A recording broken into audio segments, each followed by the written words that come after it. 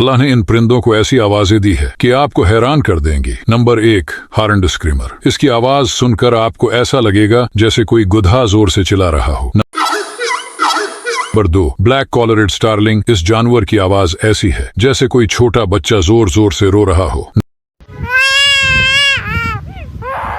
Number 3, lyrebird. ये परिंदा तो मुमकरी का उस्ताद है। गाड़ी का हॉर्न, कीमरे का किलक या किसी और परिंदे की आवाज सबकी नकल कर सकता है।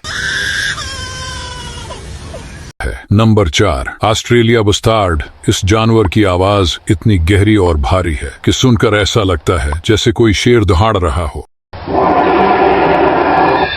बेशक अल्लाह जबरदस्त बनाने वाला है।